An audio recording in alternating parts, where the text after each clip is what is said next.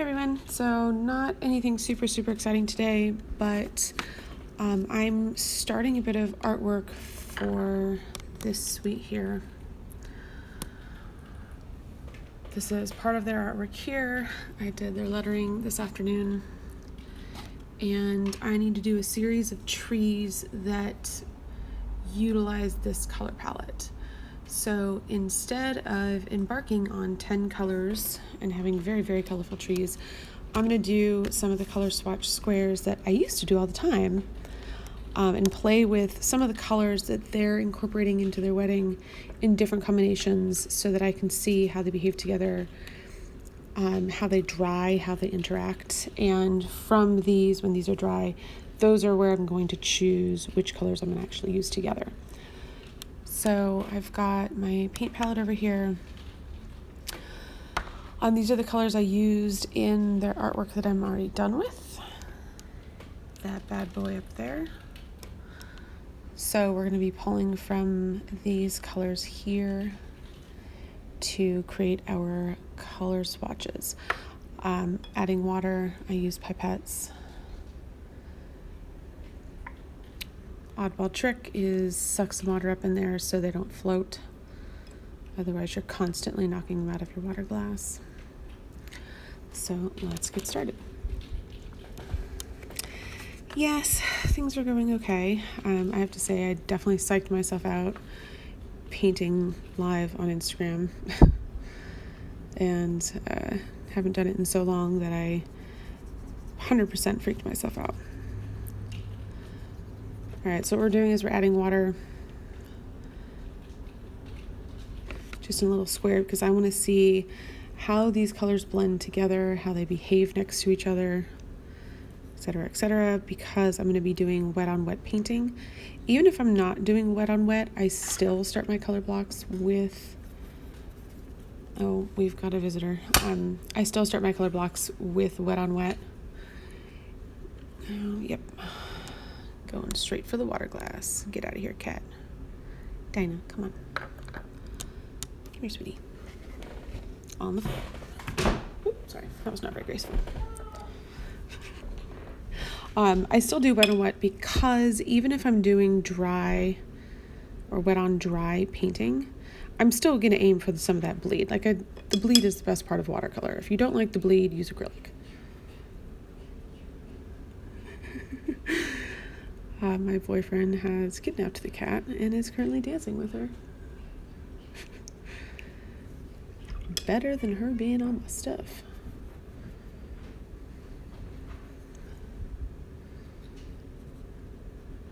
Alright, so there's our first one.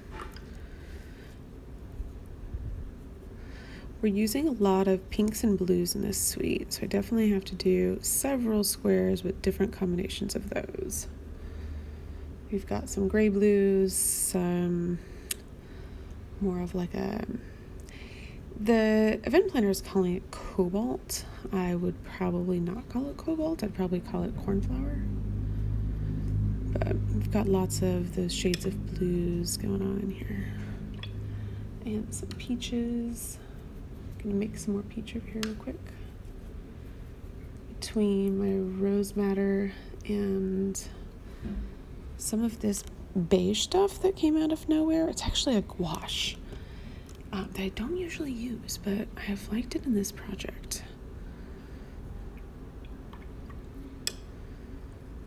Alright, so if you're just joining us, we are, by we I guess I mean the cat and I, are doing some color blocks. We are testing out colors because I'm going to be painting a series of trees and landscape stuff for some details for an upcoming suite. And we have quite a few colors that we can be working with here. So rather than giving myself a page of rainbow trees, I'm playing around with some of these colors ahead of time to see how they interact and blend in with one another, how they dry, more importantly. Yes, that's the cat. Dinah is talking to us. My boyfriend has this lovely habit of crumpling up his to-do list at the end of every day and throwing it in the trash can. Now, if you know anything about cats or Dinah in particular, you know she loves paper balls. It's her favorite toy in the world. So of course she jumps in the trash can and kidnaps the paper balls and then runs around with them, meowing obnoxiously with them in her mouth. It's delightful.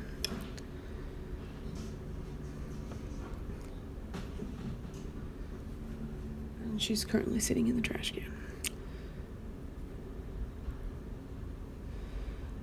So that's what we're doing. We're playing with some color to kind of pick out some shades that we're going to be using in our trees.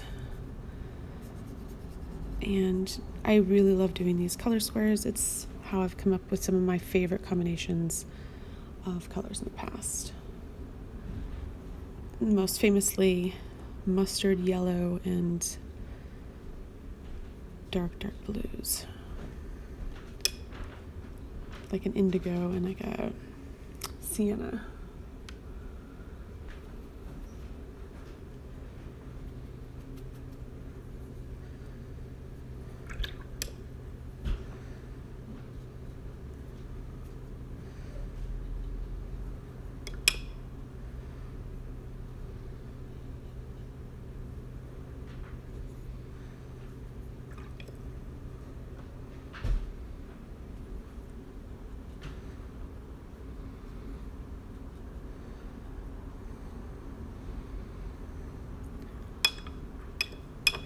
I'm not gonna do one more down there. It's gonna make my really wet one bleed a little bit.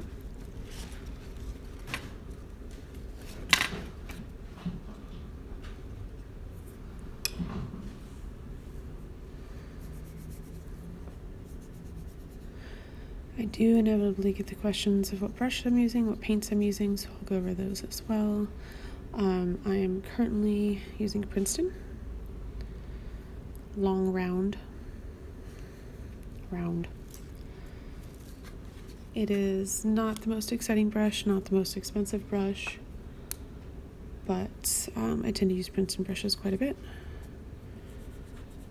I like them.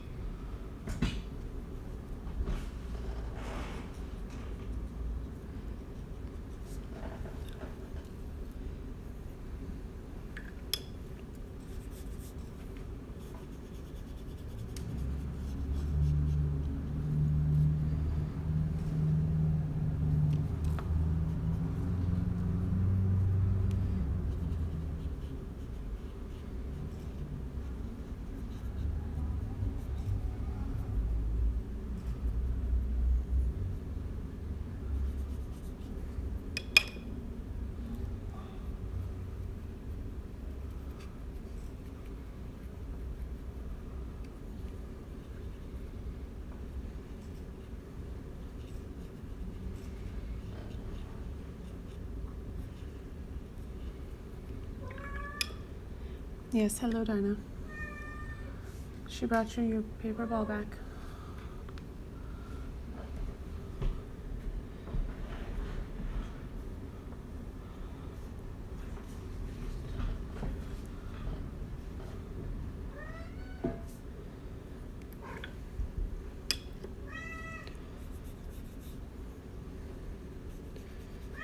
World's most talkative cat.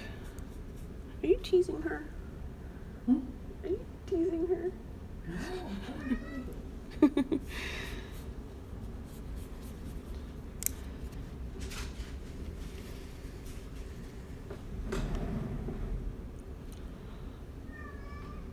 Paint-wise, I generally have no idea what paint I'm using.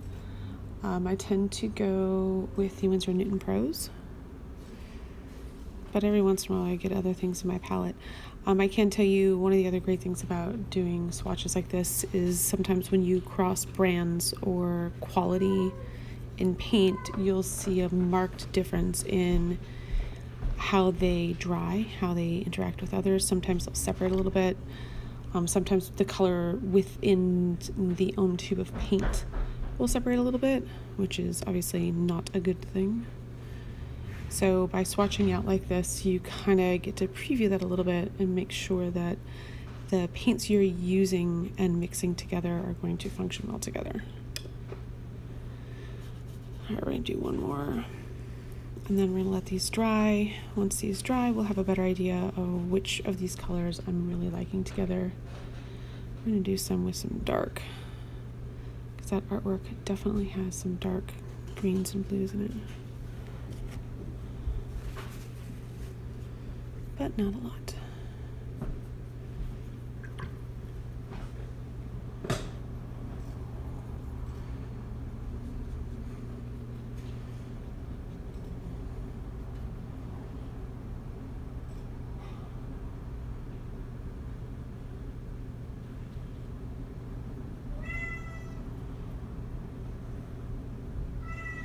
Do you guys hear this cat? She's nuts.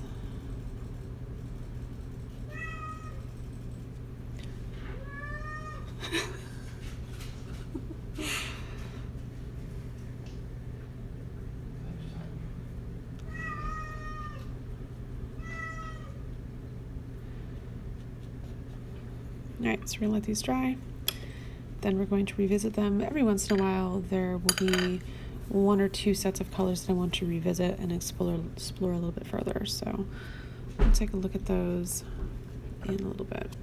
I'm definitely going to tape these down. I should have just taped them down to begin with. But I've got a lot of water on this bottom one. This guy's not going to survive well, but that's okay. Alright guys, so that's it for today. I will see you guys later.